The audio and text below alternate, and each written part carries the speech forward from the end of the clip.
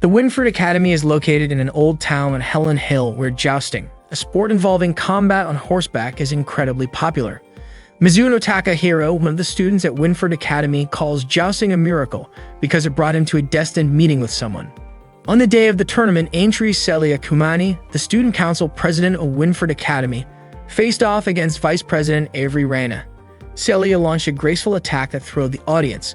As Rana seemed to pause, Celia asked if she was conceding, but Rana requested another try. Suddenly, Celia noticed a riderless horse running across the field. The horse had escaped from its stable, leaving everyone puzzled. Meanwhile, Kisaki Miyo, walking alone, was startled as the galloping horse headed straight toward her. Terrified, she screamed as the horse chased her past a road barrier. The horse grabbed Miyo's clothing with its teeth, tearing it and causing her to fall to the ground. Miyo couldn't understand why the horse was so aggressive. Just as it was about to trample her, Takahiro appeared, calling the horse Sakura. He worked to calm the rampaging horse and eventually succeeded. Relieved, Miyo watched as Takahiro removed a small piece of wood lodged in Sakura's leg, the cause of its distress. Smiling, Miyo felt at ease as Sakura regained its composure. Takahiro commented on the horse's beautiful mane, leading Miyo to believe he was complimenting her hair, only to realize he was talking about Sakura. Slightly annoyed, Miyo noticed how Takahiro's primary concern was his horse. Takahiro then asked if Miyo was hurt, and she reassured him that she was fine. Seeing Miyo's torn clothing, Takahiro offered her his uniform jacket. Grateful, Miyo thanked him. Takahiro explained that Sakura was a good horse but overly spirited, which was why she hadn't yet been assigned a jockey. Takahiro invited Miyo to ride Sakura with him, and together they rode through streets lined with cherry blossoms. Miyo admired the scenery, catching a few petals as they drifted in the breeze. It was spring, and Takahiro reflected on how much time had passed since he came to this country. Back at the jousting match, the competition between Celia and Rina continued. Celia successfully landed her lance on Rina's helmet, knocking off its decorative feathers. Declared the winner, Celia was praised by Rina for her skill, though Celia humbly noted that Rina had improved. Celia spurred her horse and rode away as the crowd cheered, convinced she could win the next tournament. Later, Takahiro and Miyo took Sakura to the river for a drink. Miyo asked if Takahiro would return to jousting now that his injury had healed. Takahiro admitted he had quit being a knight. Curious, Miyo asked why he stayed at the academy. Was he planning to joust again or switch from the knight curriculum to the squire program? At that moment, Celia appeared, calling out to Takahiro. Miyo was surprised to see her. Celia asked if Takahiro had considered her offer, leaving Miyo puzzled about their conversation. Celia explained that she wanted Takahiro to become her squire, adding that it would be fantastic if he joined her. Takahiro hadn't decided yet, but Celia assured him she'd wait for his answer, expressing her strong hope that he'd agree. Afterwards, Celia left. Miyo felt proud of Takahiro, impressed that someone as remarkable as Celia wanted him as her squire. She was confident that together they could win the summer tournament and even achieve worldwide greatness. They could form an unbeatable team, just like Takahiro and Julianus once were. As Takahiro prepared to leave with Sakura, Miyo called out, asking him to wait for her. Takahiro and Miyo took Sakura to the stables, where they found Asmussen James tending to the horses. Miyo greeted him cheerfully, and James immediately asked why Takahiro had taken so long to return Sakura.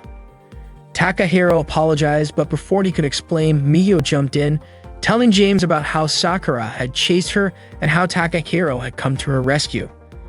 However, James pointed out that it was Takahiro's fault Sakura had escaped in the first place. James instructed Takahiro to put Sakura in the stall and feed her, and Takahiro followed his orders without complaint. While Takahiro busied himself feeding Sakura, Miyo mentioned that she would return his uniform jacket later at the cafe. As Miyo walked back to the school, she couldn't help but sniff the jacket she was still wearing, smiling to herself. Just then, Ryuzoji Akane noticed her and curiously asked what she was doing. Startled, Miyo laughed nervously and quickly changed the subject, asking Akane if her jousting practice was going well. Akane replied that she was giving it her all, no matter how close the tournament was. Miyo called her impressive and a favorite to win, though Akane brushed off the compliment, saying it was an exaggeration. Miyo added that many students in other programs had been talking about Akane, but admitted that the top favorite was undeniably Celia. Hearing Celia's name, Akane became momentarily lost in admiration, imagining Celia's incredible skill. Snapping out of it, Akane finally noticed Mio's outfit and asked why she was wearing a boy's uniform. Mio burst out laughing and explained everything to Akane. Later, while working her part-time job at the cafe, Mio found that Akane had shared the story with Hiraji Ayako, who laughed as she heard about Mio and Takahiro's unusual day. Both Akane and Ayako teased Mio, saying it seemed like she was just having a string of bad luck. Mio admitted that unlike Akane and others in the night curriculum, she had no idea how to handle horses. Ayako chimed in, saying that Takahiro was so focused on horses that he probably made things extra challenging for Mio. She shared a Japanese saying, "If you want to win over a knight, start with his horse." Mio nodded, recalling the proverb, but Ayako advised her that it wouldn't be easy since Takahiro was always inseparable from his horse. Ayako then suggested a different approach: start with his stomach. Mio's mind immediately went to carrots. Ayako joked that Mio needed to win Takahiro over, adding that once she did, he could be all hers. Excited by the idea, Mio decided to make a delicious carrot-inspired lunch as a way to thank him. That evening, while walking home, Takahiro saw two small children playing, pretending to joust. Their mother called them inside for dinner, and the sight stirred memories of jousting in Takahiro's mind. Takahiro eventually arrived home at Ayako's cafe, where Mio greeted him warmly. Akane also acknowledged him, and Ayako offered him dinner. Takahiro, however, wanted to put his bag away in his room first. Mio handed back his uniform jacket, thanking him for letting her borrow it. Takahiro accepted it, noticing a cherry blossom petal stuck to the fabric. He stared at it silently, lost in thought. Mio asked him what was wrong, but Takahiro said it was nothing and headed to his room. The next morning, Mio was bursting with excitement as she prepared to go to school, carrying the special lunch she made for Takahiro. Meanwhile, in Takahiro's class, their teacher explained how the role of a squire was crucial in helping knights unlock their full potential during the summer tournament. Takahiro, now part of the squire curriculum, listened intently. In the night curriculum class, the students were practicing their jousting skills with lances. Akane was in the class, diligently training alongside her peers. When the break came, Mio hurried to the stables, carrying a special lunch she had prepared for Takahiro. She was brimming with excitement, hoping he would enjoy her carrot-themed meal. When Mio arrived at the stables, she called out for Takahiro, but he was nowhere to be found. Meanwhile, Takahiro was strolling through the back garden when someone called his name. He looked around and found a girl lounging on a swing suspended from a tree, enjoying a sandwich. The girl casually mentioned that her younger sister had made the sandwich for her, so she wasn't planning on sharing it with him. Takahiro asked if she was a second-year student. The girl introduced herself as Asuka Noelle Marys. Sakura, Takahiro's course, kneed repeatedly as Mio called out for him. Curious, Mio approached Sakura, who seemed to be eyeing the lunch basket she was carrying. Mio smiled and decided to offer some of the food to Sakura. To her delight, Sakura eagerly ate the meal she had prepared. Mio felt a wave of joy seeing Sakura enjoy her cooking, and decided to wait for Takahiro's return. Meanwhile, in the back garden, Noelle asked Takahiro if it was true that Celia had asked him to be her squire. She commented that she had heard he still hadn't accepted the offer. Noelle confidently added that she was planning to win the tournament that year and wanted to defeat anyone strong who crossed her path. She then boldly asked Takahiro if he would consider becoming her squire instead. At the same time, Mio noticed Takahiro's jousting helmet lying nearby while feeding Sakura. She picked it up, feeling nostalgic about Takahiro's past as a knight. Mio admired how cool Takahiro had been back then and how he still was now. She found herself deeply admiring him. Back in the garden, Noelle continued her conversation with Takahiro, revealing that she knew a lot about his past, including his time as a knight. She expressed how much it would mean to her if Takahiro joined her as her squire in the tournament, saying it would be a great help. Takahiro didn't give her a direct answer, only saying that he needed to get back to the stables. Noelle suggested they discuss the matter another time and asked him to consider her offer. Takahiro agreed to think about it and left.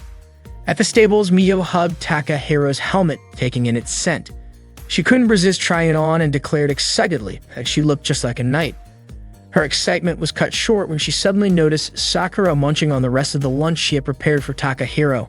Mio tried to stop Sakura, but it was too late. The horse had eaten everything.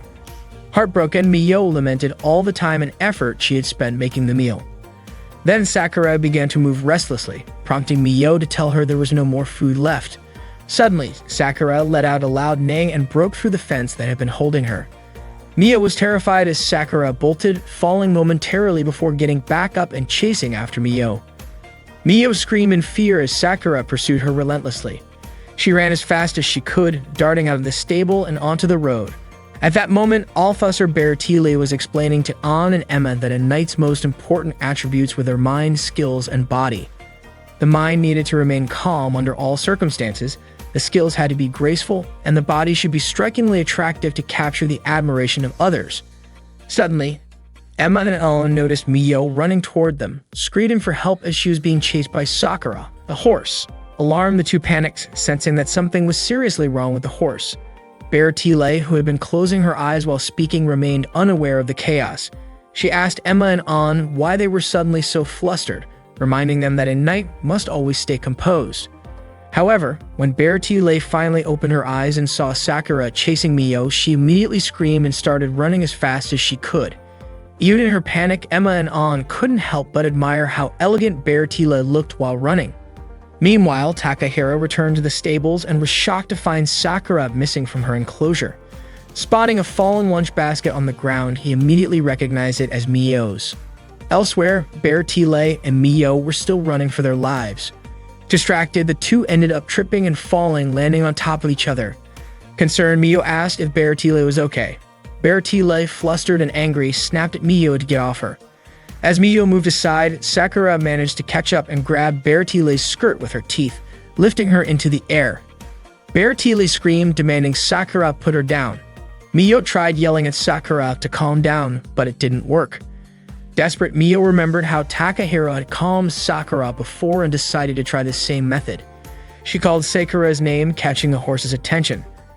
As Sakura turned toward Mio, Bertile's skirt tore and she fell to the ground with a thud. Mio immediately approached Sakura and hugged her, soothing the distressed horse. From a distance, Takahiro spotted Mio holding Sakura and working to calm her down. To his relief, Sakura finally settled, becoming docile again. Bertile, still lying on the ground, was in disbelief over what had just happened. Mio turned to her and reassured her that Sakura was calm now. Emma and Ann quickly ran over to check on Bertile, who was furious. She accused Mio of orchestrating the entire incident, claiming it was a scheme to prevent her, as a tournament favorite, from competing. Mio was taken aback and tried to explain the situation, but Bertile wouldn't hear it. She pointed out Mio's apparent skill with horses and the knight's helmet she was holding, assuming Mio was an experienced knight.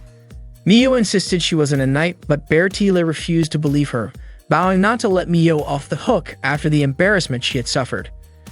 Emma and Ann tried to help Bertile by covering her torn skirt with what fabric they could find. Meanwhile, Bertile demanded to know Mio's name. Mio introduced herself as Kazaki Mio. Hearing this, Bertile pondered whether Mio was listed in the knight curriculum. Without warning, Bertile threw a glove at Mio. Confused, Mio asked why she had done that. Bertile declared it was a formal duel challenge to defend her honor as a knight. Shocked, Mio dropped the helmet she was holding. Bertile added that since they were both knights, they should settle the matter with a joust. Mio was stunned by the proposal. Watching from afar, Takahiro couldn't believe what he was witnessing. He hadn't expected Mio to participate in a joust. Still, as he observed the unfolding events, Takahiro thought to himself that if fate truly existed, this must be part of it. Mio was startled by this sudden challenge. Takahiro approached Mio, who immediately expressed her inability to joust or duel. Just then, Sakura neighed loudly. That evening at a cafe, Mio shared her concerns about the jousting challenge, feeling utterly lost. Akane acknowledged Bertile's skill but pointed out that she often misunderstood situations and was incredibly stubborn. Ayakato asked Takahiro if the duel could simply be cancelled. Takahiro explained that he and Mio had already discussed the matter with the student council earlier that day, but Reina, speaking on their behalf, declared that the documentation submitted by Bertile was binding and could not be revoked. Mio reiterated that she couldn't joust, but Reina clarified that it was no longer a duel, but a practice match approved by the student council. Mio had no grounds to argue further. Reina also reminded Takahiro that canceling the match after the schedule was set would tarnish the honor of knights, leaving Takahiro speechless. Mio began crying in the cafe, overwhelmed by her predicament.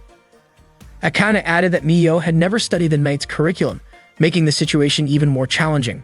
Suddenly, Mio suggested asking Celia, the student council president, for help, noting that Takahiro was acquainted with her.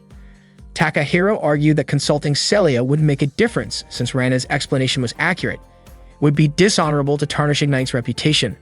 Mio, however, insisted that she couldn't duel. Takahiro then mentioned one way to avoid the duel, leaving Winford Academy entirely. Akane was shocked by this suggestion, and Mio quickly rejected the idea, stating she didn't want to leave school. If that was the case, Takahiro said Mio had no choice but to participate in the joust. Mio protested, explaining that she didn't even know how to ride a horse. Ayako, upset, demanded Takahiro take responsibility, blaming him for not being around when Mio delivered his lunch earlier. Akane agreed. Ayako then proposed that Takahiro become Mio's squire. Takahiro admitted he had already considered this, but only for the duel itself. He then asked Mio to start training with him the next day, and Mio, determined, decided to give it her all. The following day, Takahiro and Mio began training together. Mio was shocked by the size and weight of the jousting lance. It was the first time she had ever held one. Takahiro instructed her to grip the lance. Mio hesitated, asking if such a rigid lance could sometimes break. Takahiro explained that it depended on the wielder. Mio struggled to lift the lance with all her strength. Takahiro told her to get accustomed to holding it. Mio complained about its weight, but Takahiro reassured her, explaining that using a lance wasn't about brute strength but balance. He instructed her to grip the shaft firmly, lean her arm and body slightly, and keep one hand steady on her hip. Takahiro also advised her to position the lance securely, aim its tip forward, and ensure the tip didn't touch the ground. Mio tried to lift the jousting lance, but due to her lack of balance, her body was pulled along with the movement of the lance. She ended up running downhill, unable to stop, weaving through a crowd of students heading to school. Ayako saw Mio struggling and shouted for everyone to get out of the way. Mio kept yelling that she couldn't control her steps or the lance. In the chaos, the lance accidentally flipped up the skirts of several students. Shinonome, the school announcer, quickly broadcast the event, reporting that a girl with a lance was running through the crowd of students on their way to school. She also announced that the lance had flown in her direction and tore her skirt. Embarrassed, Shinonome covered her lower body with her hands. Mio, still panicking, shouted that she couldn't hold on any longer, but thankfully, Akane managed to catch the lance in time. Takahiro, who witnessed the entire incident, approached them. Later, Reina summoned Takahiro and Mio to the student council room. She scolded them for causing such a commotion. Mio apologized and Takahiro took the blame, explaining that it was Mio's first time and that he had pushed her too hard. Reina raised an eyebrow and questioned what he meant by first time and pushing her.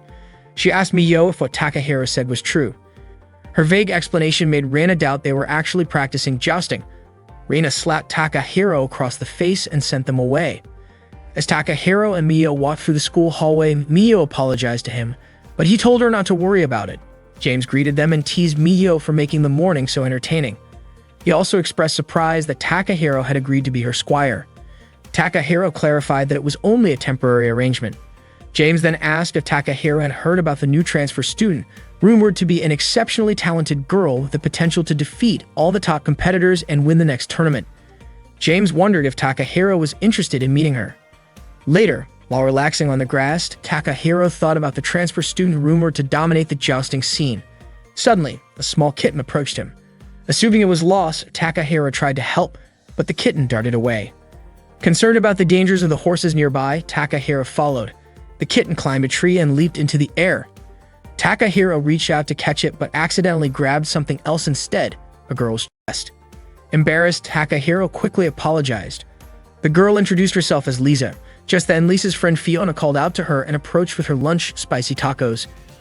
Fiona was shocked to see Takahiro's hands still on Lisa's chest and accused them of doing something inappropriate. Fiona dragged Lisa away, muttering about how indecent people could be. She also warned Takahiro not to try anything weird with Lisa. Lisa assured Fiona that nothing happened, then handed the kitten to Fiona, who screamed in fear and begged Lisa to take it away. Lisa, amused, called the kitten adorable. Takahiro sighed, feeling like luck was not on his side that day. During the school break, Takahiro walked outside and ran into Mio, who excitedly showed him her progress with the jousting lance. She explained that after running with it earlier, she had discovered a trick to holding it properly. She waved the lance around, commenting on how strange it was that Takahiro had told her to use only a little strength when handling it. However, Mio suddenly lost her balance and fell, crying out in pain. Seeing her reddened hands, Takahiro smiled, proud of her determination and effort. That day, Takahiro was bathing Sakura, his course.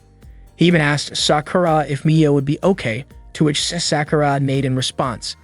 Takahiro assumed Miyo had potential since she had already learned to handle the lance in just one day. Celia then approached him, gently stroking Sakura and praising her as a great horse. Celia mentioned that Riina had told her about the commotion Takahiro caused earlier that morning. Just as Takahiro began explaining, Celia interrupted, asking if he had considered becoming her squire or if he was too busy thinking about Miyo's duel. She also brought up that she had heard about a dish called okonomiyaki from Takahiro's hometown, noting that Takahiro himself was known for making it, though it took a bit of time. She said she could sense his youthful passion in it. Celia acknowledged that Takahiro had chosen to be Miyo's squire and said she looked forward to seeing how it would unfold. She added that she would wait for his answer after Miyo's duel and also look forward to tasting his okonomiyaki. Takahiro apologized to Celia, but suddenly he noticed that the hose he was holding had stopped running. It turned out Sakura was stepping on the hose, blocking the water flow. When Sakura moved her hoof, the water pressure built up, and it sprayed all over Celia by accident. Takahiro immediately apologized, but Celia assured him she was fine. He handed her a towel, but as he glanced at her, he was startled to see that her soaking wet clothes clung to her body, highlighting her figure. Embarrassed, he quickly turned away and offered her the towel again. Just then, Riina called out to Celia, asking her to return quickly. However, when Riina saw Celia drenched and Takahiro standing there, she jumped to conclusions. Riina accused Takahiro of being indecent and slapped him hard across the face. Meanwhile, Miyo was practicing jousting in the grassy fields. She aimed her lance at the center of a ring hanging from a tree branch. When she successfully struck the target, she was ecstatic and proudly showed her achievement to Takahiro. Afterward, Takahiro started teaching Miyo the basic rules of jousting. He asked Miyo if she knew what jousting was. Miyo confidently replied that it was a sport where you ride a horse and use a lance to attack your opponent. Takahiro confirmed her answer and elaborated that attacking different parts of the body would yield different scores. For example, hitting the arm was worth 1 point, hitting the stomach earned 2 points, and targeting the head was dangerous and considered against the rules. Miyo nodded in understanding, but then asked, with an innocent curiosity, what would happen if someone hit the chest. She asked this while touching her own chest, which left Takahiro flustered. He quickly clarified that hitting the chest was the same as hitting the stomach, worth 2 points. Miyo then noted that earning 3 points would end the first round and that there were 3 rounds in a match. Takahiro explained all this while gently patting Miyo's head, and Miyo realized how fun jousting could be. Suddenly, a girl on horseback galloped toward Takahiro and Miyo. She pointed her lance straight at them, causing Takahiro to quickly shield Miyo with his arms. The lance stopped just inches from Miyo's face. The girl commended Miyo for her bravery, remarking on how Miyo hadn't flinched or moved her head even slightly. As she removed her helmet, it was revealed that the rider was Noelle. Miyo mentioned that she had seen a carrot at the tip of the lance, so she wasn't worried even if it came close to hitting her.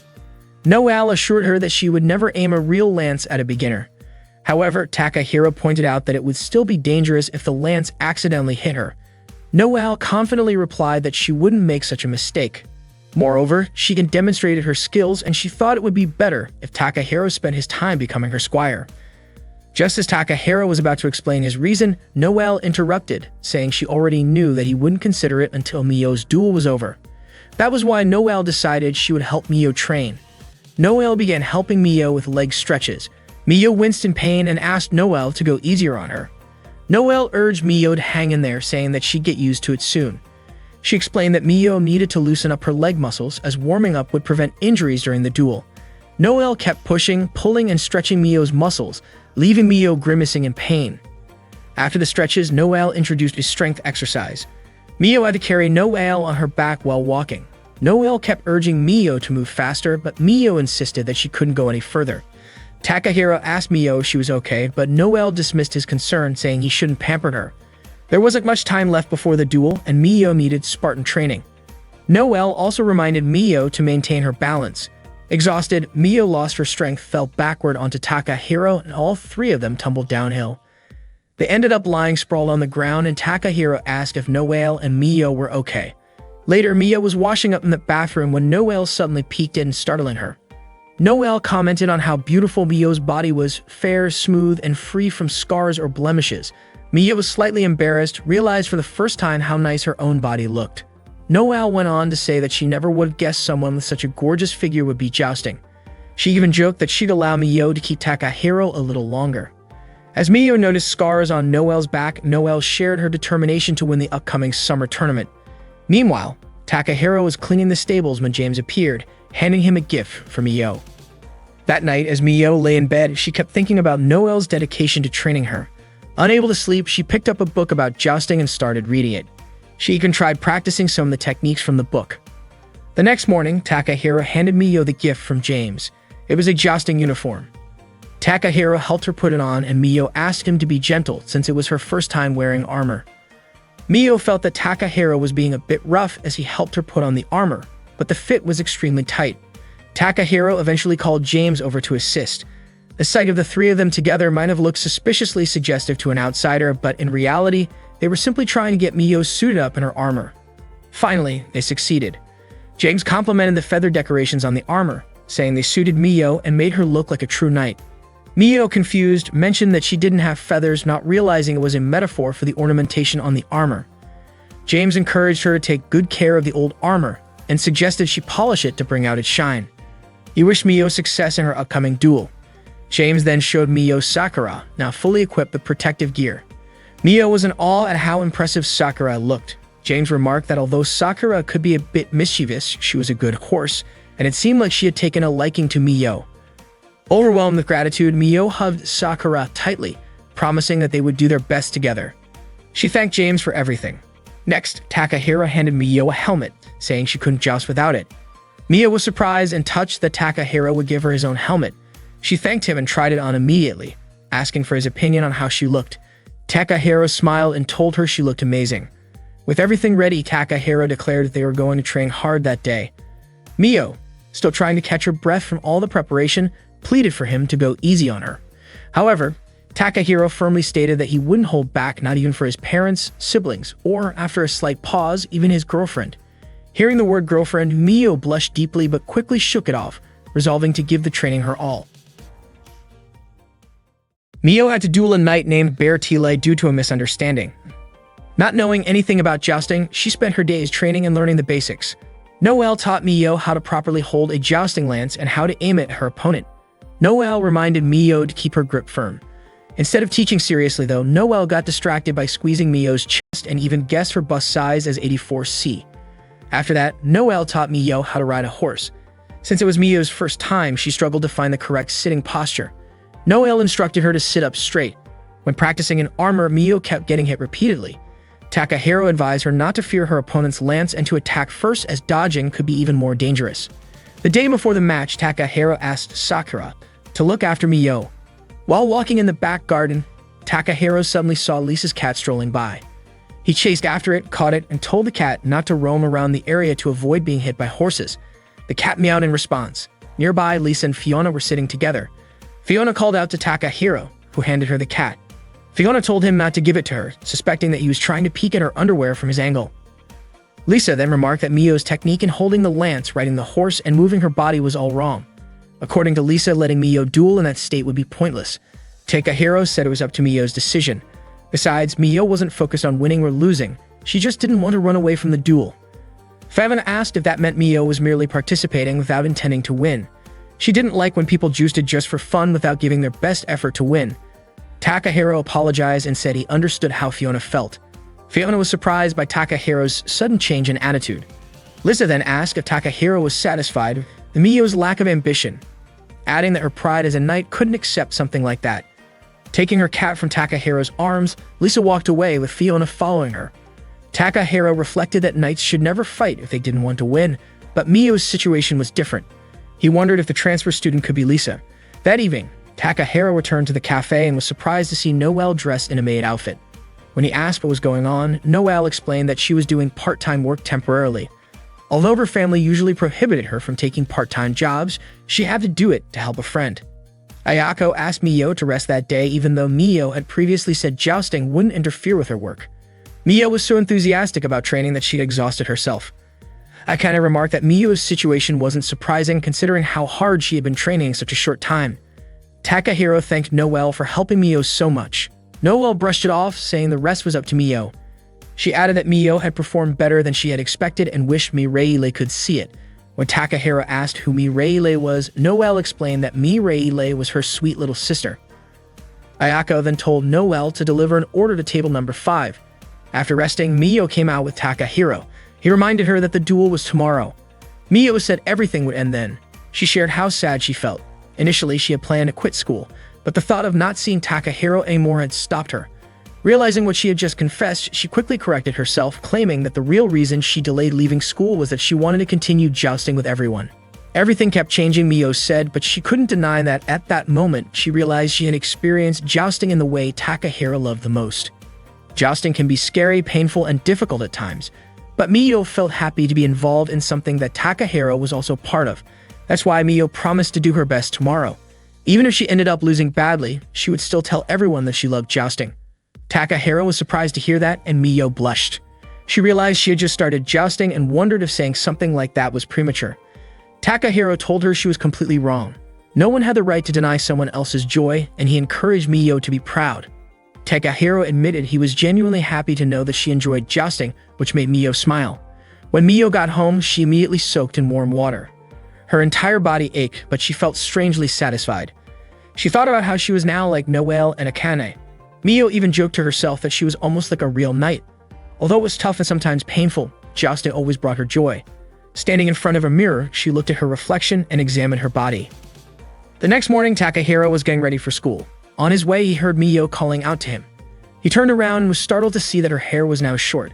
Surprised by her new look, he asked what happened to her hair. Miyo nervously asked if it didn't look good on her. Takahiro reassured her that her new haircut looked great, which made Miyo smile in relief.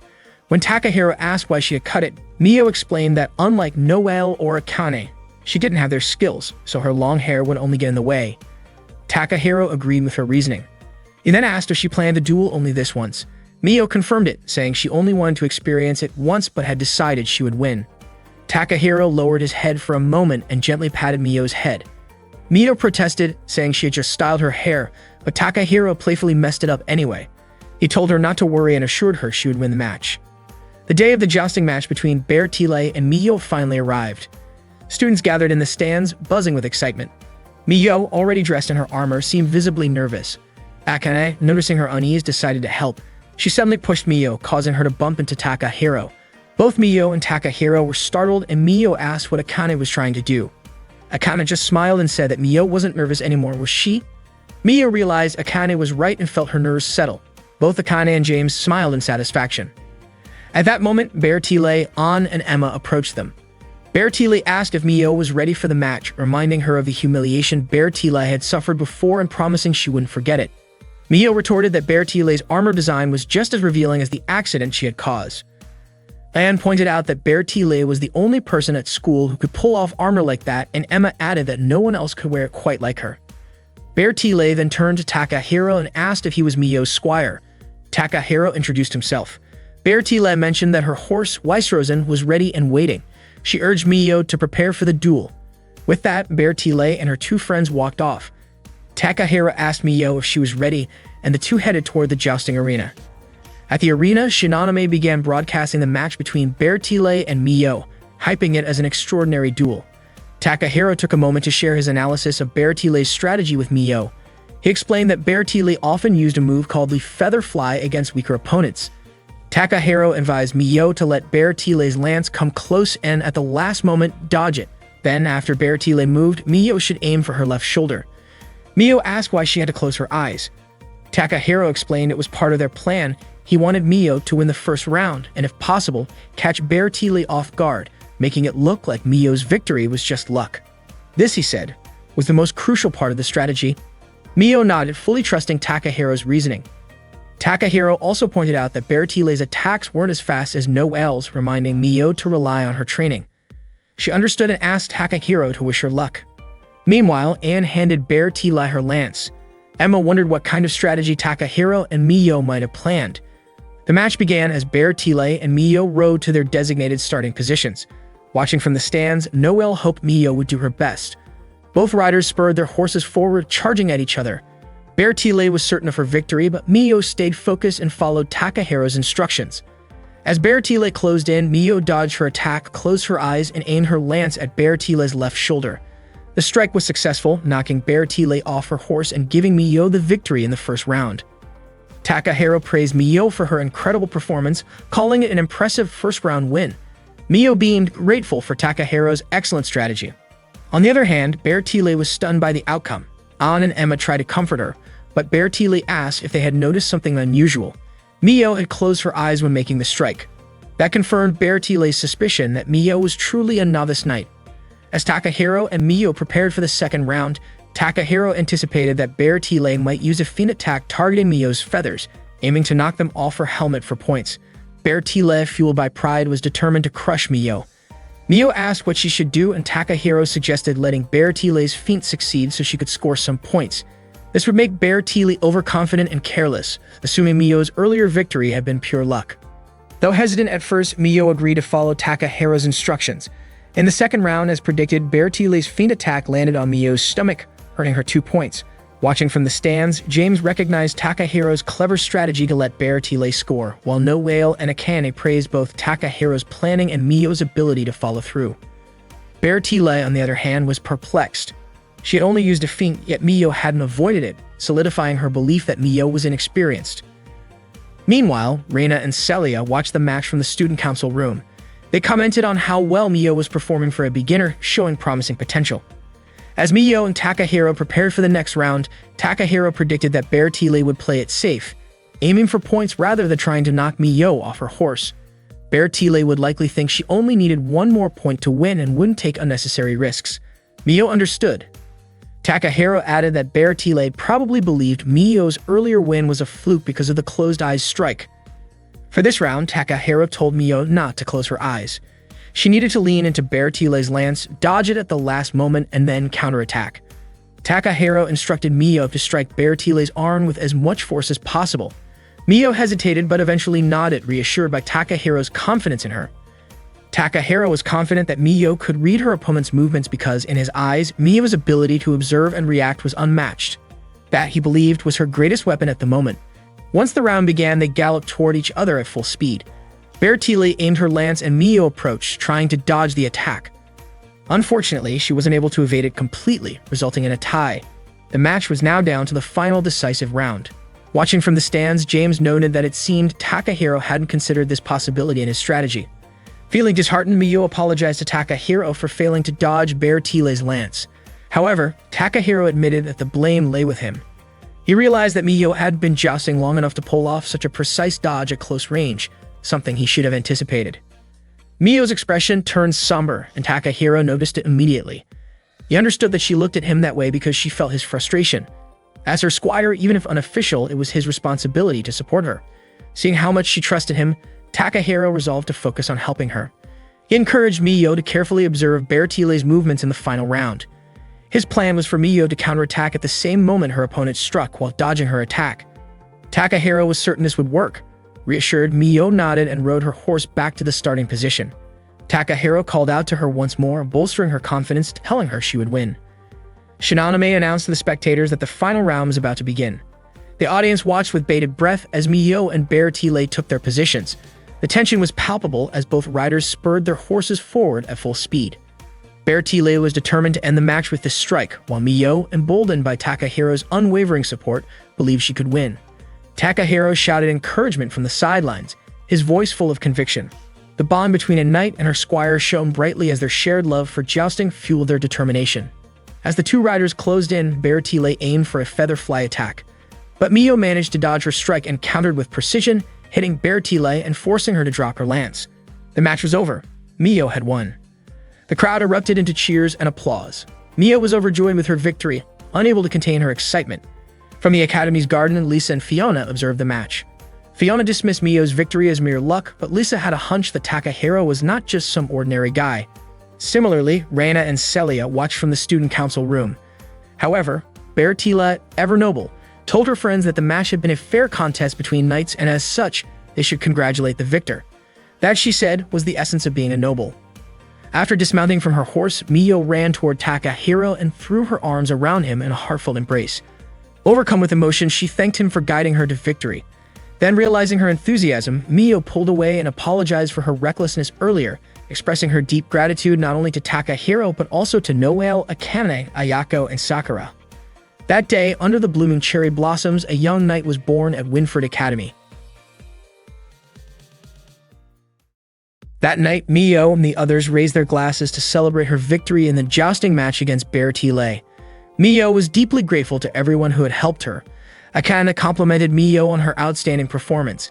Suddenly, Noelle came up from behind Mio and grabbed her chest, playfully remarking that Mio had something nice. Startled, Mio attributed her success to Takahiro, but Takahiro reassured her, saying she had worked hard. Akane agreed, adding that while Bearty wasn't as formidable as expected, she was still decent. She also mentioned that even though Mio was just a beginner, she had managed to win. Mio smiled at the compliment. Noelle noted how Mio's counterattack at the last moment was absolutely perfect. Akane praised Mio's exceptional ability to read the match, but suggested that she should have moved her arm further inward during the second round. Hearing Akane's critique, Ayako urged her to stop, reminding them that Mio was done with jousting. Mio laughed, declaring that starting tomorrow she'd just be an ordinary girl again. Noelle teased her, saying it sounded like Mio was implying that Noelle and Akane weren't normal girls, though Mio quickly clarified that she didn't mean it that way. Akane commented that they'd need to be more cautious if there were other students with talent like Mio's out there. Noelle chimed in, reminding everyone that the summer tournament wasn't far off. Mio cheered on Noelle and Akane, and Noelle asked if Akane had developed any new techniques for the tournament. Akane admitted she wasn't fully confident in her skills yet, but when Noelle pressed her to share what kind of techniques she was working on, Akane refused to reveal anything. Mio held onto the jousting helmet that Takahiro had given her. The next morning, Akane boarded the bus for jousting practice. Mio greeted her as she stepped onto the bus. Akane asked if Mio wasn't done with practice, and Mio replied that she'd woken up early out of habit. Akane commented that it wasn't surprising, as getting up early had become second nature to Mio during her jousting training. Mio remarked that it must be tough for Akane to keep up with such a rigorous routine every day, but Akane replied that being a knight required discipline. Akane joked that watching her practice might not be much fun, but Mio said she didn't mind. She complimented Akane on how spotless her equipment always looked. Akane explained that a knight couldn't be called one if their gear wasn't clean. It was the first lesson she'd learned when she started jousting. Mio asked if Akane had really started jousting at the age of 5. Akane fondly recalled those early days, sharing how her parents often took her to watch jousting matches. It was during one of those moments that she realized she wanted to become a knight, calling it her destiny. When they arrived at the training grounds, they noticed a knight in black armor. The knight galloped across the field, aiming their lance at various targets, hitting each one flawlessly.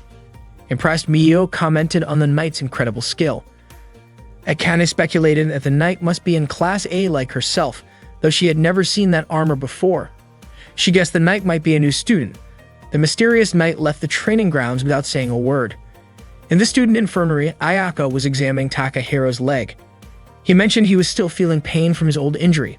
Ayako assured him that the injury should have healed by now, that whether he could become a knight again depended on how he felt. If the pain persisted, she advised him to consult a specialist. Fiona and Lisa entered the infirmary to grab some bandages, but from behind the curtain, Ayako and Takahiro's positions made it look as though something inappropriate was happening. Fiona, shocked, quickly blocked Lisa from seeing further. During class, Mio was playing with a knight figurine on horseback instead of focusing on her lessons. She glanced out the window, watching others practice jousting. The teacher approached her, urging Mio to pay attention to the lesson. After school, Mio went to watch the knights train instead of heading home. It seemed like she still had a longing for jousting. Even during her part-time job at a cafe, she found herself using a tuning fork on a sandwich she had prepared, pretending it was a lance. Ayako arrived and was surprised to see Mio had already finished assembling the sandwiches. Mio greeted her with a smile. That evening, Mio soaked in the bath, staring at the scratch on her hand, a mark left from her jousting days. After finishing her bath, she looked at her slightly dirty jousting helmet. Unable to leave it as it was, she began to clean it. The next day, Takahiro went to the jousting practice grounds and noticed a few jousting lances lying around. He reached out to pick one up, wanting to relive his memories of jousting, but he hesitated and decided against it. In the backyard, Lisa and Fiona were pushing a cart full of jousting equipment. Fiona suddenly stopped, complaining of exhaustion. She grumbled about why she and Lisa had to move such heavy loads, calling it old-fashioned to make first-year students do all the cleaning. Fiona suggested they stop, arguing that tasks like these should be given to those without talent. She was confident that if Lisa won the summer tournament, they wouldn't have to deal with such chores anymore. Just then, Akane approached them and asked if they were first years. She criticized their behavior, reminding them that they wouldn't win without the equipment. Fiona scoffed at Akane's words, dismissing her concern and claiming that equipment had nothing to do with someone's abilities. Akane retorted that a true knight never forgets to show gratitude toward their gear. Fiona cut her off, mockingly calling jousting a stupid competition, which shocked Akane. Fiona went on to ridicule the knight curriculum, saying it was pathetic how students from that program lost to regular students. She called the program low-level and confidently claimed that if all the upperclassmen were like Akane, not only would Lisa win, but she might even dominate. Akane warned Fiona not to be overconfident. Fiona taunted her further, asking if Lisa would show her skills right there and then. Akane responded that a wise knight never wields their lance without careful consideration. Fiona smirked, guessing that Akane would be humiliated if she were defeated by a first year. Lisa, stepping in, said she didn't mind settling things immediately. Akane and Lisa quickly put on their armor and mounted their horses. As they began their match, Noelle, who was lounging on a tree swing nearby, was startled when Akane and her horse dashed past. Takahiro, also nearby, grew curious about what Akane was up to.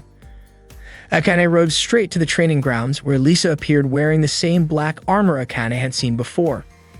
Fiona cheered Lisa on, sarcastically telling her to go easy on the upperclassmen. Takahiro arrived at the scene and asked what was going on. Fiona was startled to see Takahiro, referring to him mockingly as the pervy upperclassman. She told him they were clearly about to duel and yelled at Lisa to score points quickly. Takahiro, concerned, asked if they had gotten permission to fight, to which Fiona nonchalantly replied that they hadn't. Takahiro shouted at Akane, urging her not to make such a reckless decision, but it was clear neither of them intended to back down. Meanwhile, Miyo was feeding Sakura, her horse, and thanked him. She admitted she wouldn't have won without him letting her ride. Miyo wondered aloud who might ride Sakura in the summer tournament. Just then, James approached her, calling out her name. Surprised, Miyo turned to him and said she was planning to return the armor she had borrowed. James noticed it had been cleaned and told her it was a gift from him. He asked if she no longer needed it, but Miyo couldn't bring herself to respond. She quickly excused herself, saying she had to get to work. Back at the practice field, Akane and Lisa were gearing up for their match. As they launched their horses forward, Akane counted down from 3 before making her move. She attacked, but Lisa read her strategy effortlessly. Lisa noted that while Akane's aim was precise, her intentions were far too obvious. Lisa dodged the attack and retaliated with a strong strike, but it wasn't enough to knock Akane down.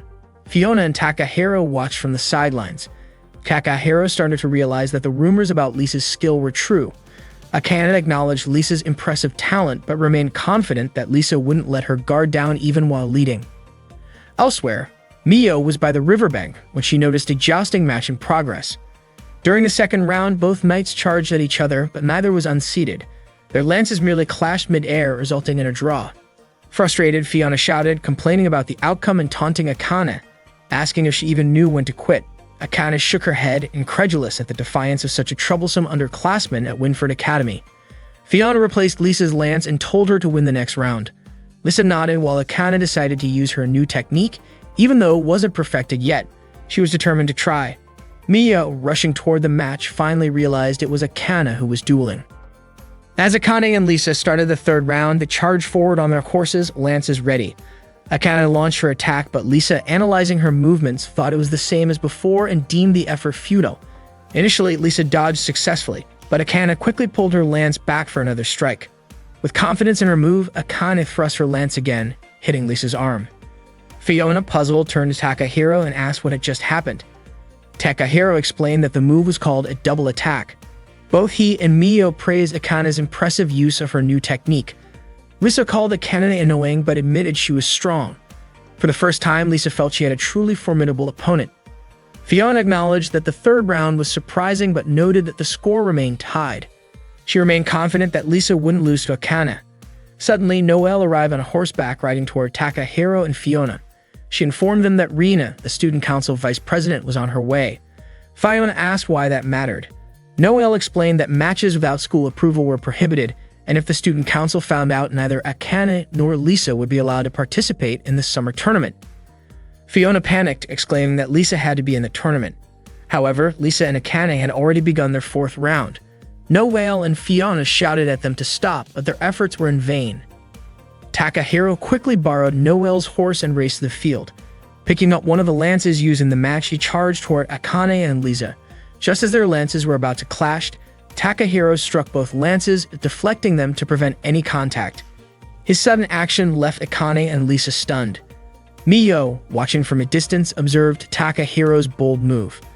At that moment, Rana arrived with two other student council members. She sternly told Akane and Lisa that dueling was not allowed. Takahiro, stepping in, asked Rana what the issue was. Rana questioned Takahiro about his presence there. Thinking quickly, Takahiro explained that they were simply helping Lisa, the new student, practice horseback riding. Rana had accepted his explanation as a misunderstanding, though one of her companions seemed skeptical. Rana warned them not to trouble the student council again, and both Takahiro and Akane nodded in agreement. Rana then led her companions away. Once they were gone, Fiona sighed in relief, grateful that the student council hadn't uncovered the truth. Noelle complimented Takahiro, and Akane expressed her gratitude, saying he had saved both her and Lisa. She marveled at how he had deflected two lances simultaneously, comparing his skill to that of a god. Takahiro glanced at his hand, seemingly lost in thought. Lisa, however, called him reckless, questioning if there wasn't another way to resolve the situation. She also remarked that his hand must be numb by now. Akane turned to Lisa, saying that unfortunately they would have to settle their match during this summer tournament. Lisa smiled, saying she looked forward to it. Noelle then introduced herself to Lisa, solidifying their newfound camaraderie. Meanwhile, Miyo continued to watch from afar. Her heart stirred as she thought about her desire to be more than a spectator.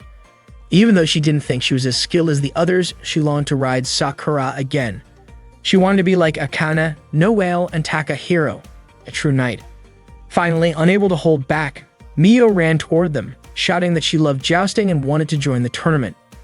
Her sudden declaration left everyone surprised. And so the wheel of fate turned once more, signaling the start of a new season for the Knights. Miyo approached James, calling out to him. It seemed she wanted to borrow the armor again. That day, Miyo signed up to participate in the summer joust tournament. She handed her application to Reina, the vice president of the student council. Of course, Miyo's application wasn't immediately accepted because throughout the history of Winford Academy's summer joust tournament, no regular student had ever attempted to register.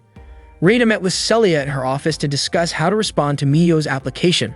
According to Celia, it wasn't a problem since Miyo had defeated Bertile a few days ago. Besides, there were no rules prohibiting regular students from participating, so Miyo's application was accepted. Miyo shared the news with all of her friends, telling them that she had received permission to compete in the summer tournament. She thanked everyone and promised to do her best. That afternoon, Miyo went back to her part-time job at the cafe. Ayako congratulated Miyo on securing permission to compete in the tournament. Miyo explained to Akane and Takahiro that things would get tougher from here on out since she was just starting joust and needed as much practice as possible. Miyo asked Takahiro if he would help her again, but quickly apologized, acknowledging that their agreement for him to act as her squire was only until her duel with Bertile had concluded. Out of nowhere, Noelle squeezed Miyo's chest, causing her to scream loudly. Noelle teased that they could all train together tomorrow. Akane mentioned that if Miyo was participating in the tournament, she would also become her rival and Akane wouldn't hold back. Miyo understood this and expressed her gratitude to both Noelle and Akane. The next day, Reina met Miyo in front of the auditorium to discuss something. Afterward, Miyo went looking for Noelle in her classroom but couldn't find her. Suddenly, Takahiro showed up and asked what Miyo was up to. Miyo explained that Celia had invited her to have tea in the student council room and had asked Miyo to bring her friends along, which is why she was searching for Noelle. Since Noelle wasn't in her classroom, Miyo invited Takahiro instead, and he agreed to come. Miyo felt a bit nervous, realizing that such an opportunity might not come again. Out of the blue, Akane also wanted to join them. Miyo, of course, allowed her to come along, thinking that the more, the merrier. Spotting Lisa and Fiona, Miyo invited them to join the tea as well. Unfortunately, Fiona wasn't interested in having tea with a large group, so Miyo returned to ask Lisa again, and Lisa agreed. Miyo was very grateful to her, and they continued their search for Noelle, who was nowhere to be found. At that moment, Noelle was by the riverside grooming her beloved horse, Etoile. She spoke to Etoile, saying the tournament was fast approaching and that she wanted them to fight until the very end. Etoile neighed loudly, as if to show understanding of Noelle's words. That afternoon, Miyo, Takahiro, Akane, and Lisa went to the student council room. Miyo knocked on the door and Celia invited them in. She thanked Miyo and the others for coming to her tea gathering. Noticing bear decorations and teddy bears scattered around the room, Miyo asked if Celia liked furry animals. Celia responded enthusiastically, saying bears were wonderful. They were strong, round, soft, and had smooth fur. Mio agreed with her. Meanwhile, Akane still couldn't believe she was sitting in the student council room having tea with President Celia. She felt so nervous that her hands were trembling. Akane nearly fainted from excitement, but kept trying to calm herself as she prepared to sip the tea Celia had made. Akane was completely mesmerized by seeing Celia's face up close. She fainted from sheer happiness at meeting Celia. Noticing that Lisa had been unusually quiet, Celia encouraged her not to stay silent. Both Lisa and Mio were surprised that Celia knew Lisa's name despite her being a new student. Celia explained that as the student council president, she was familiar with everyone's names. She remarked that the competition in the upcoming summer tournament seemed like it would be more intense than ever. Celia acknowledged that while Lisa was new, she was aware of her impressive skills. She also noted that Akane had been honing her abilities and that there were many other talented participants. Mio commented that many people believed Celia was the top competitor. Celia admitted that she aimed to win, but Joust was unpredictable, which was why she had invited Takahiro to be her squire. She needed his help to succeed. Celia asked Takahiro if he had made up his mind yet. Takahiro apologized and admitted that he hadn't. Celia reassured him, saying that her older sister had nothing to do with this matter, so he didn't need to worry. However, Takahiro confessed that he wasn't confident in his ability to be a good squire and wasn't sure he could be of any use to the knights. Hearing his explanation, Celia apologized for seeming impatient about getting an answer, mentioning that Rina often scolded her for it. Lisa then chimed in, questioning why Celia didn't just choose one of the many others who could be her squire. Celia explained that while she had received numerous offers, she preferred to personally choose her partner, and that choice was Takahiro. Lisa declared that she was determined to win and wouldn't lose to anyone. Celia encouraged everyone to do their best. She also reminded them that in Joust, winning wasn't everything. Sometimes valuable lessons could be learned in defeat. Lisa, however, disagreed, insisting that victory was everything. The tension in the room made Mio feel awkward, so she quickly asked why Celia had invited her to tea. Celia replied that she was simply curious about why a regular student like Mio wanted to join the tournament. Mio explained that her involvement in Joust had been accidental and that she wasn't used to it yet. Out of nowhere, Celia teased, suggesting there might be a romantic reason. Mio hastily denied it, accidentally blurting out that she just wanted to stay together. Flustered, Mio realized she had misspoken again. Celia smiled, saying it seemed like Mio genuinely enjoyed Joust. Mio returned the smile, admitting that she did. Celia nodded in understanding and offered to pour her another cup of tea. That afternoon, Mio practiced stretching exercises with Noelle. She shared her experience of having tea with Celia earlier at school. In response, Noelle deliberately made the stretches more painful for Mio, teasing her for not inviting her to join the tea gathering. Mio explained that she had searched everywhere for Noelle but couldn't find her. Noelle admitted she had seen Celia at several parties hosted by her father's business associates but had never entered the student council room.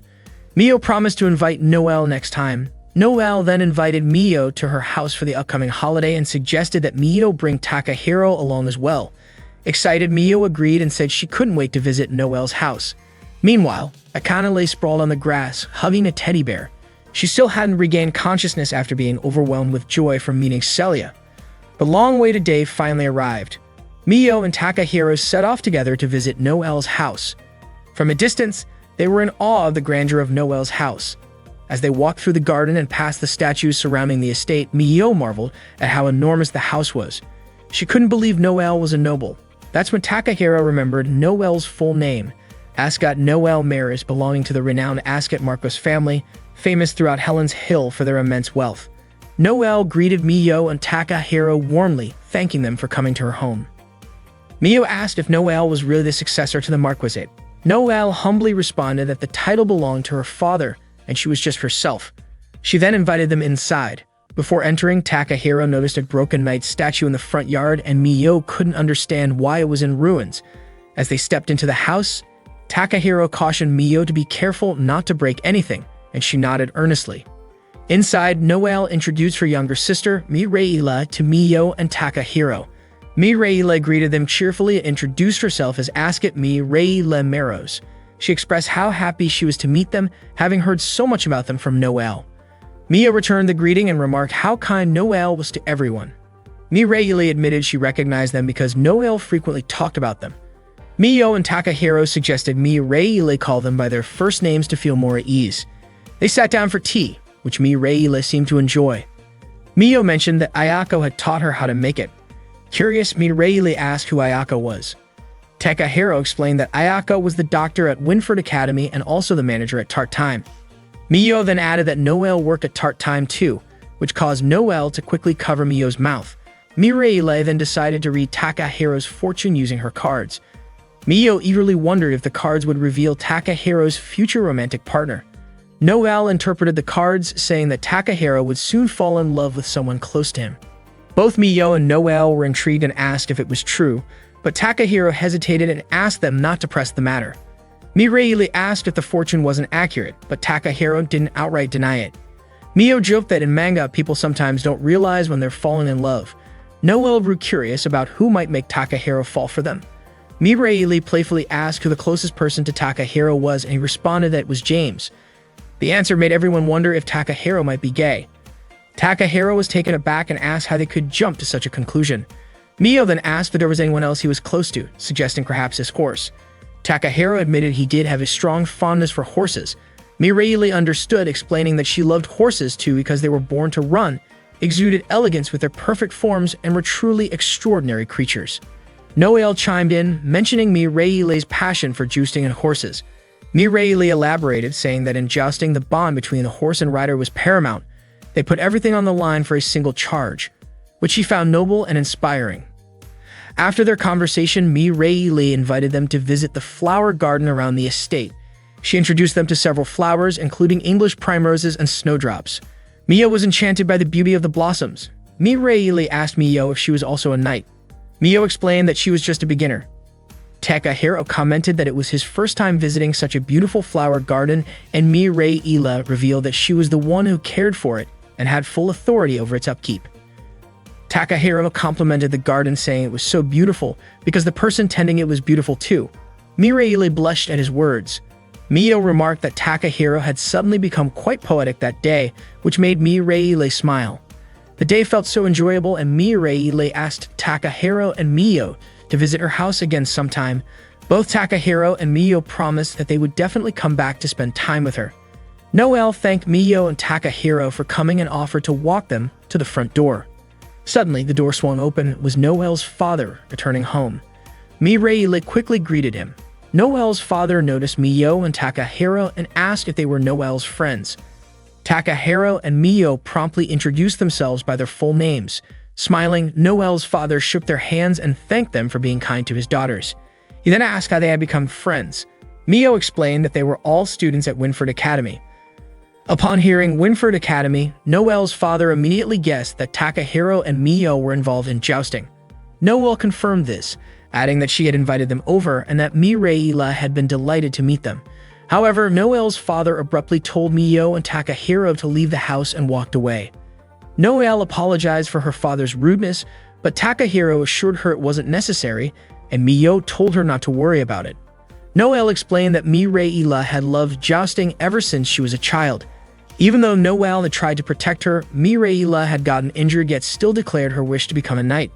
Noelle participated in jousting for Mireille's sake. She believed that the stronger she became, the happier Mireille would be. For that reason, Noelle vowed she wouldn't lose to anyone. Later, at the cafe, Ayako asked Takahiro about the Marcus Ascot's estate. Takahiro responded by asking if Ayako knew about Noelle's family. Ayako, as Winford Academy's doctor, naturally knew about the families of its students. Takahiro guessed that the Marcus didn't hold a favorable view of jousting, likely because of Mireille's injury. That evening, Noelle bathed Mireille and told her she was determined to win the upcoming summer tournament. Mireille smiled, looking forward to her sister's victory. Meanwhile, before going to bed, Takahiro found himself thinking about injuries. He absent-mindedly touched his own injured leg, which stirred unresolved emotions. The next morning, Takahiro stood in the stables, gazing at a jousting lance. James suddenly appeared and compared jousting to a wonderful woman, saying that once someone fell in love with it, they could never forget. Takahiro admitted that he loved jousting, and even though he had tried to move on, he couldn't. If he could, Takahiro would dedicate his life to jousting, but he felt uncertain about fully committing as a squire. James asked if Takahiro had any regrets from his time as a knight. Takahiro remained silent, deep in thought.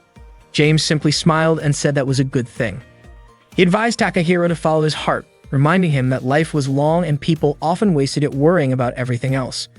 James told him that if he ever felt he had made the wrong decision, he could always decide again, as humans always had the chance to start over. James' words left Takahiro pondering his situation.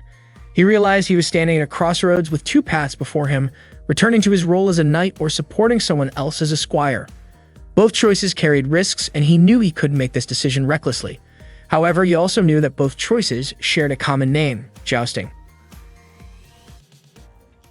Winford Academy hosts a tournament every summer to determine the strongest knight. To prepare for the event, the knights trained diligently every day. One day, Takahiro was giving Sakura a bath. Meanwhile, Mio, Noelle, and Akane had just finished their practice and were feeling tired and sweaty. Noelle suggested they take a bath together, offering to scrub Mio's back. As Noelle touched Mio's back, Mio flinched, startled by the ticklish sensation, and asked Noelle to stop her playful antics. Takahiro asked Mio what her plans were for the next day. Mio said Akane had advised her to rest while she could. Akane nodded in agreement, stating that after intense training, rest was essential before diving back into hard work. According to Akane, training in such a way leads to great strength and beauty, much like a finely forged katana. Takahiro nodded in understanding. Akane also reminded him to take care of Cheyenne. Mio then asked Takahiro what his plans were for the next day and wondered if he'd be taking care of the horses again. Suddenly, Noelle called out to Mio, urging her to join the bath quickly so she could scrub her back right away. She even invited Akane, but Akane declined, saying she could manage on her own. The next morning, Takahiro was walking along the riverbank when he stopped abruptly. He spotted Lisa up in a tree, trying to rescue her cat. Lisa urged the cat not to move as she approached it and scooped it into her arms. She couldn't believe her cat had climbed the tree in the first place. Suddenly, the branch beneath them snapped, unable to hold their weight, and Lisa and the cat fell. Takahiro rushed to catch them just in time. Lisa ended up sitting on Takahiro as a result. To thank him, Lisa offered Takahiro some food and asked if he had eaten breakfast yet. Takahiro admitted he hadn't. Grateful, he accepted her food and started eating it. However, his expression changed the moment he took a bite.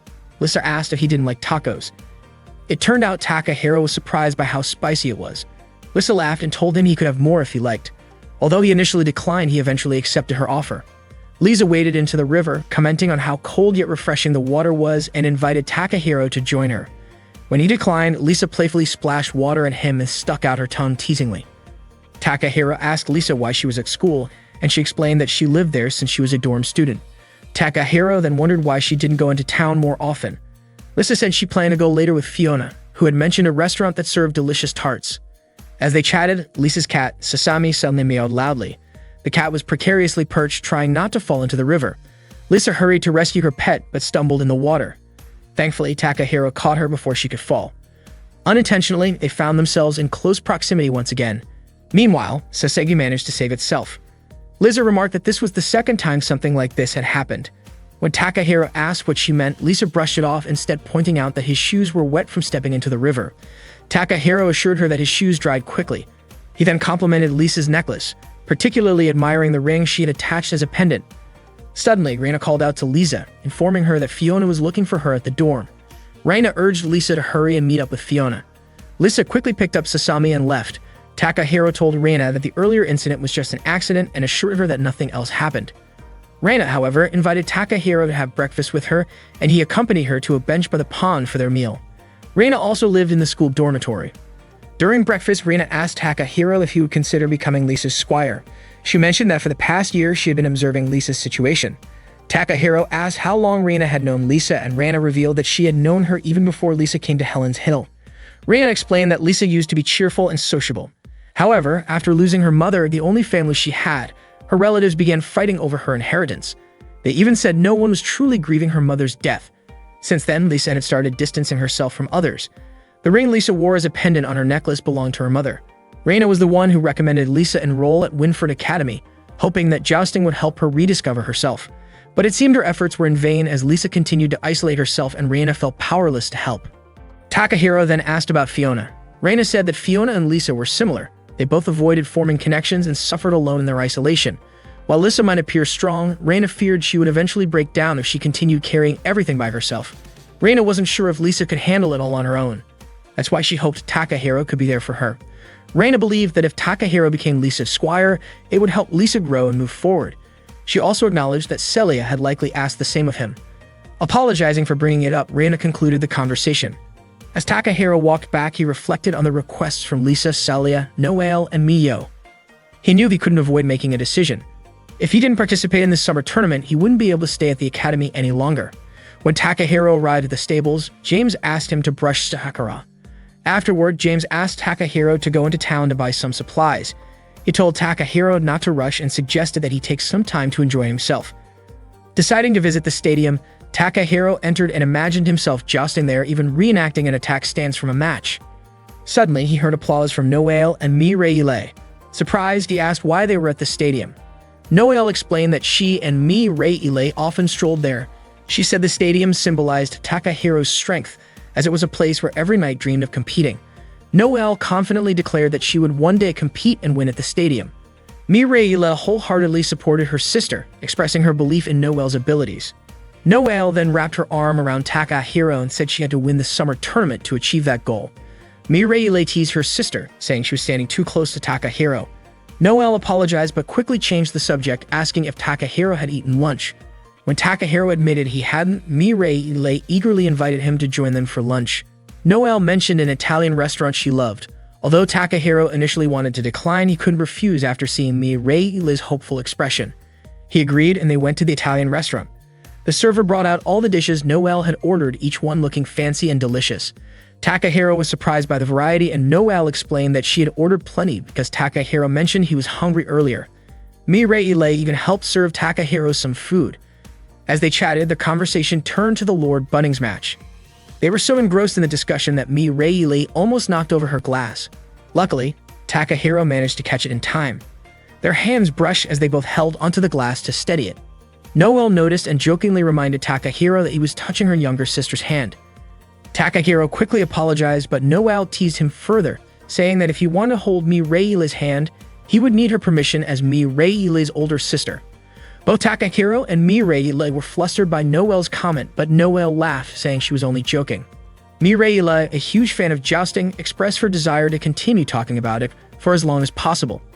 Noticing Takahiro's empty plate, Mireille ordered more food for him, encouraging him to eat as much as he wanted without holding back. Takahiro said goodbye to Noelle and Mireille. That day, Mireille was overjoyed and expressed her desire to spend time with Takahiro again sometime. Before leaving, Noelle whispered to Takahiro to meet her later at tart time. Noelle then invited Mireille to go flower shopping with her. Feeling like he had eaten too much, Takahiro decided to go for a walk.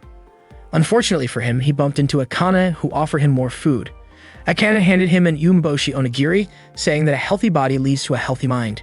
She added that the onigiri might remind him of life in Japan. When Akane encouraged him to eat, Takahiro hesitated, already feeling full. But with no way to decline politely, he forced himself to eat it and complimented its taste. Akane smiled and said that eating properly was the first step toward improving one's skills in jousting. Takahiro asked if Akane thought about jousting even during holidays. She replied that there wasn't much time left before the summer tournament, and she wanted to become even a little stronger. Before parting, Akane asked if Takahiro could meet her at tart time later that evening. Takahiro agreed, and Akane said goodbye, thanking him again. As she walked away, Takahiro thanked her for the onigiri, and she turned to smile warmly at him. Continuing his walk, Takahiro visited the flower garden, where he spotted Celia. He approached her and asked why she was there. Celia replied that there didn't need to be a specific reason to visit such a beautiful place. When Takahiro asked if she often came there, Celia said she found the place calming and relaxing. Takahiro agreed, mentioning that he had discovered the garden when he first arrived in the country. Celia remarked that it was a shame they hadn't met sooner. If they had, their relationship might have been different, and perhaps Takahiro would have already become her squire. She mused that the garden might have become a special place for the two of them. Realizing what she had said, Celia quickly brushed it off, saying she shouldn't have spoken like that. She then offered Takahiro a piece of cake. Although he initially hesitated, Celia assured him she had baked it herself and jokingly added that it wasn't poisoned. Takahiro accepted the cake. As she handed it to him, their hands touched and Celia commented on how cold his hands were. She added that cold hands often indicated a warm heart, saying she believed Takahiro had a kind heart. After taking a bite, Takahiro complimented Celia's cake, saying it was delicious. Celia mentioned that she had considered making tea to go with it. Takahiro thanked her for the tea she had served him the previous day.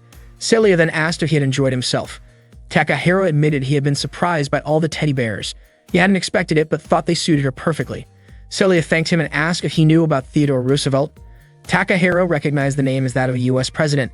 Celia elaborated, explaining that Roosevelt was the 26th President of the United States. She shared a story about how, during a hunting trip, Roosevelt refused to shoot an injured bear, saying it wasn't sportsmanlike. This act of kindness inspired the creation of the teddy bear, named after Roosevelt's nickname Teddy. Celia explained that she loved teddy bears not only because they were soft and cuddly, but also because they symbolized sportsmanship. She expressed her desire to embody that same sportsmanship as a knight. Realizing she had gotten carried away, Celia asked Takahiro to keep their conversation a secret. Takahiro promised to do so and said he would treat Celia next time as a thank you for the tea. Celia smiled and said she would look forward to it. Takahiro began his walk home, thinking he had spent too much of the day being lazy. Suddenly, Mio called out to him. She was sitting with Bertile, Emma, and An, enjoying a tea gathering. Takahiro approached them and asked Mio what they were up to. Mio explained that she had made some sweets for Takahiro earlier, but he hadn't been around to try them. She mentioned that they were now having tea together and noted how impressive Bertile was, even practicing on her days off. Apparently, Bertile trained more than necessary, even to the point of exhaustion, but her dedication never wavered. Bertile smiled and commented that it was destiny for her and Mio to meet. Mio offered Takahiro some of the sweets she had made, assuring him they were delicious. However, Takahiro apologized, explaining that he couldn't eat anymore. Mio insisted that he shouldn't feel shy around her, but Takahiro seriously insisted he was too full. Just then, a squirrel fell onto Mio's head.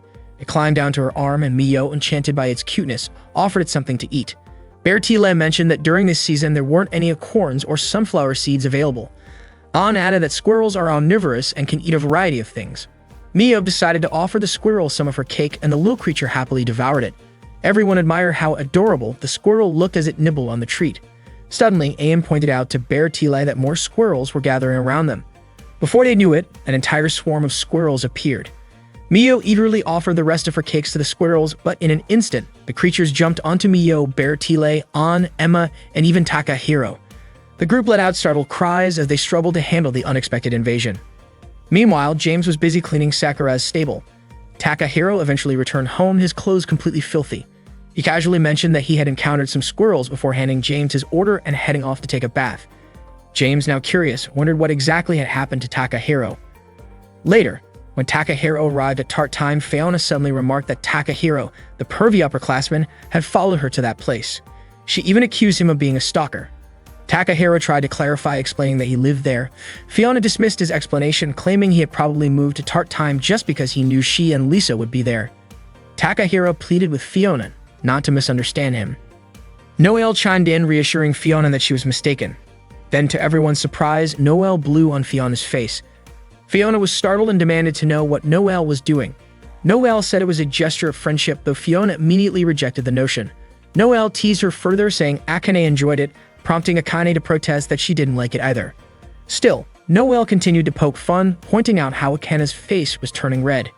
Meanwhile, Lisa was enjoying a tart and commented on how delicious it was. Mio asked if Lisa wanted to try something else from the menu, and Lisa nodded. Watching Lisa, Takahiro remembered Reina's words, that if he stayed by Lisa's side, he could help her become a strong squire. Out of nowhere, Lisa handed Takahiro some food, remarking that he liked spicy things. Everyone's attention shifted to Takahiro and Lisa, creating an awkward yet heartwarming moment. That day, the knights enjoyed a brief break from their rigorous schedules, but as the day passed, their training resumed, with the looming summer tournament weighing heavily on their minds. The intense path of jousting awaited them once again, testing their resolve and dedication. That day, Akane was teaching the art of concentration through flower arranging. She carefully worked on her arrangement in front of Mio, Takahiro, and Noelle. While arranging flowers, she explained that one must maintain a clear mind and heart free from any doubts. The truth of one's inner thoughts and emotions, she said, would be reflected in the finished arrangement. Akane's arrangement turned out beautifully, prompting Mio to praise her skill. Takahiro agreed, noting how important focus is in jousting. Noelle decided to tease Akane by casually mentioning Celia's name. Startled, Akane accidentally snipped a large flower stem. Mio, looking around, also remarked about Celia, causing Akane to lose her concentration completely, ruining her arrangement. Takahiro asked how Akane planned to face Celia if she got this flustered just hearing her name. Akane nervously imagined herself competing against Celia and almost fainted at the thought. Stammering, she insisted that facing Celia had nothing to do with her feelings, but her fumbling only worsened her flower arrangement. Later that cloudy afternoon, Akane was training with her sword. She berated herself, calling herself foolish for claiming to be a knight. When it began to rain, Akane quickly sheathed her sword and shielded it under her arm to keep it dry. She ran toward a windmill and took shelter inside a small room beneath it. There she noticed a jacket and realized it belonged to Celia. Just then, Celia entered and greeted her, explaining that she too was seeking shelter from the rain. Akane was stunned to encounter Celia in such an unexpected place. Celia asked if Akane was there to escape the rain as well, marveling at the coincidence of their meeting. Overwhelmed with joy, Akane nearly fainted again, but she pulled herself together, forcing a smile and greeting Celia as calmly as she could, though she awkwardly commented on how sunny it was that day. Celia gently corrected her, advising her not to rely too much on weather forecasts. Celia, noticing her clothes were drenched, began removing them, including her undergarments. Akane was utterly shocked to see Celia undressing in front of her. Celia encouraged Akane to remove her wet clothes too, warning her about catching a cold. Akane refused at first, claiming that she was trained to withstand the cold. She quickly clarified that she didn't mean to imply Celia wasn't as resilient. Just then, Akane sneezed, prompting Celia to tease her, saying she'd been proven right. Reluctantly, Akane followed Celia's advice. They laid their wet clothes on the windmill's rotating mechanism to dry. Celia asked if Akane felt cold, and Akane insisted she didn't. Celia shared a survival tip about soldiers in cold climates, who would warm their hands by placing them inside the stomachs of dead horses. She laughed, saying they didn't have any dead horses, then embraced Akane, hoping her body warmth would help. Akane felt Celia's warmth, her heart racing. When Celia checked outside, the rain and storm seemed to have stopped. Akane was thrilled, thinking they could finally return. But just as they were about to put their clothes back on, the windmill started spinning again, carrying their garments out of reach. Akane tried to grab them, but the clothes were too high up. Celia suggested Akane climb onto her shoulders to retrieve them. Though hesitant, Akane followed her instructions, but their unstable position made it difficult. Akane pleaded with Celia to be more careful, but their clothes only got higher. In the commotion, Akane lost her balance and fell, unable to reach anything but a single sock. Their clothes continued to follow the windmill's motion and were eventually blown away by the wind. Feeling guilty, Akane apologized for not being of any help. Celia reassured her, telling her not to blame herself and not to worry about her either. Celia promised they'd find something to wear. Meanwhile, Takahiro was by the river, rushing down a horse when a bra floated past and got caught around his leg. Startled, he picked it up, wondering what was going on. The horse Cheyenne neighed loudly, alerting him to more clothes floating down the river. Takahiro stared at the scene, utterly confused and curious about what could have caused it. Mio called out to Takahiro and walked up to him. Takahiro glanced at her and remarked that it looked like Mio was wearing something of his. Confused, Mio asked what he meant, but Takahiro dismissed it and asked her to escort Sakura and the others back to the stables.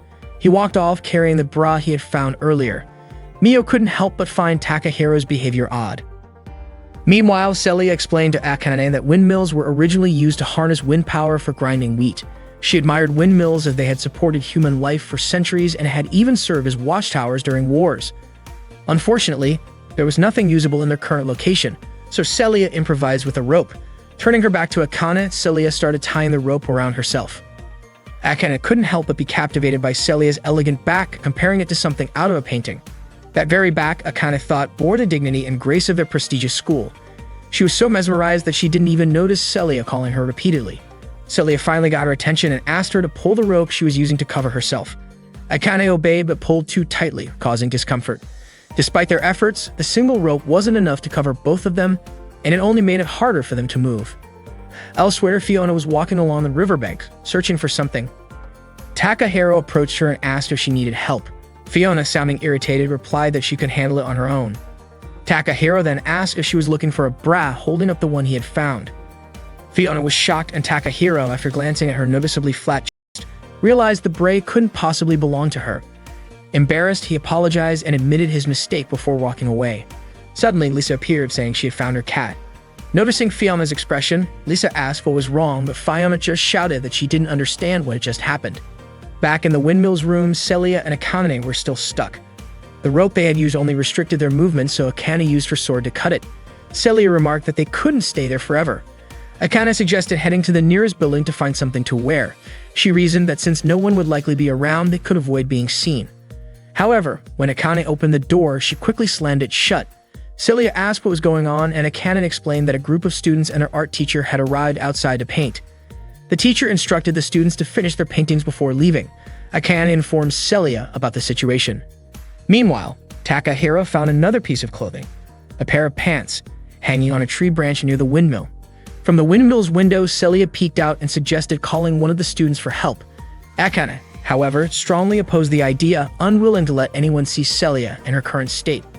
She insisted they wait until the students were done painting, reasoning that it wouldn't take long since they were only students. Celia questioned whether painting could truly be finished that quickly, and Akane admitted that everyone worked at their own pace. Back by the river, Mio was still trying to coax Shan back to the stables. The horse stubbornly refused to move and instead walked further into the river, causing Mio to lose her footing and fall into the water. Cheyenne waded into the river to retrieve a pair of underwear that was floating downstream. Meanwhile, Takahiro headed toward the windmill, feeling certain that someone was inside. He entered the lower room of the windmill, but as he closed the door, the lock shifted and secured the door from the outside. Celia and Akane heard a noise. Akane quickly went to investigate and informed Celia that someone had arrived. Realizing they needed to hide, they searched the room for a place to conceal themselves. Finding no suitable spot, their attention turned to the flour being ground in the mill. Takahiro entered the milling room and called out, asking if anyone was there. Receiving no response, he climbed the stairs to where Celia and Akane were hiding. To his surprise, he spotted two statues of women in the room. Curious, Takahiro approached the statues for a closer look. He remarked that the statues looked oddly familiar. When Akane accidentally made a small sound, Takahiro was startled but brushed it off as his imagination. He examined the statues more closely, noting how realistic they appeared. Out of curiosity, he touched Akane's chest. This caused her to make a noise, which only made Takahiro more suspicious. To confirm his suspicions, he touched her again. This time, Akane, furious, retaliated by swinging her sword at him. Her attack shredded Takahiro's clothes, leaving him in his undergarments. Shocked, Takahiro called out, revealing his identity. Both Celia and Akane finally recognized him. Takahiro asked what they were doing in such a place. Celia replied that it was a long story. Takahiro nodded, understanding, and offered to fetch them clothes despite his own limited attire. When he tried to open the door, he found it locked. Akane asked what had happened to the door. Takahiro explained that the bar on the outside must have fallen, locking them in. They attempted to escape through the window, but found it impossible. As evening approached, Celia expressed her worry. She had a promise to meet a friend that day, someone she had known for a long time who was returning after recovering from an injury. Celia was desperate to see her friend but lamented that it seemed impossible in her current state, wearing only a makeshift cloth. Akane encouraged Celia not to give up, insisting that her friend was likely still waiting for her. Celia, however, feared she was already too late. Suddenly, Takahiro heard Cheyenne neighing outside. He suggested that Celia use the horse. Outside, Cheyenne was running at full speed, gripping the underwear it had retrieved from the river in its mouth. Akane questioned how they could escape when the door was locked and all three of them were inadequately dressed. Takahiro suggested that as the windmill had been used as a lookout in the past, there might be armor hidden there for emergencies. Lifting a floor panel, Takahiro uncovered a suit of armor. Akane insisted that Celia wear it. Celia hesitated, asking if Akane was certain about the decision, but Akane replied that there was no time to argue. Celia agreed, and Akane helped her put on the armor. As Celia tossed her hair, Akane caught the scent of her perfume, nearly losing her composure. Celia commented that although the armor was old, it was still in good condition. She then asked Takahiro about the locked door. Takahiro proposed creating a dust explosion using flour. By scattering the flour in the air and igniting it, they could blow open the door. Celia agreed to the plan. Outside, the students continued painting, unaware of the commotion inside. Takahiro prepared for the explosion, instructing Celia and Akane to take cover. He rigged a gun with a string to pull the trigger and tossed it upward. The resulting blast broke down the locked door. The students outside panicked at the sound of the explosion, but their teacher quickly calmed them down. Meanwhile, Akane whistled for Cheyenne, who approached promptly. Celia mounted the horse but surprised Akane by inviting her to ride along. The two rode Cheyenne together, galloping past the gathered students. Everyone watched in awe, and one of the students even called them goddesses. Takahiro hoped that Cheyenne would take good care of Celia and Akane as they rode off. He could only watch them from the doorway. Suddenly, a pair of underwear landed squarely on his head. As they rode together, Akane asked Celia why she had insisted on having her ride along. Celia replied that she couldn't bear to leave Akane behind in such a vulnerable state. Moved by Celia's words, Akane felt deeply touched. She even claimed she could hear Celia's heartbeat through the armor. Akane then realized something unusual. Despite being so close to Celia, she felt completely fine. This was a stark contrast to how she normally became overwhelmed and fainted whenever she was too happy or excited around Celia. After changing into proper clothes, Celia and Akane made their way to a doll shop. The shopkeeper assumed Celia wouldn't make it in time, but Celia apologized, relieved that she had arrived just before the shop closed. It turned out that the friend Celia had been talking about was a doll named Friedrich. Friedrich had been her #1 companion since she was a child. Although the doll still needed some finishing touches, it was finally ready to be taken home. Akane couldn't help but smile at Celia's heartful attachment to the doll. The next day, the school showcased a painting by one of the students. Miyo excitedly invited Takahiro and Akane to check it out. The painting, titled The Knight and the Goddess, depicted the exact moment Celia and Akane burst out of the windmill room on horseback. Takahiro and Akane stared at the painting, lost in thought. Noticing their reaction, Miyo asked what was wrong, but they simply replied, "It's nothing." In truth, both of them were deeply embarrassed. The painting brought back vivid memories of the previous day's events. The artist had even captured the smallest details, like Takahiro standing near the door with a pair of underwear on his head.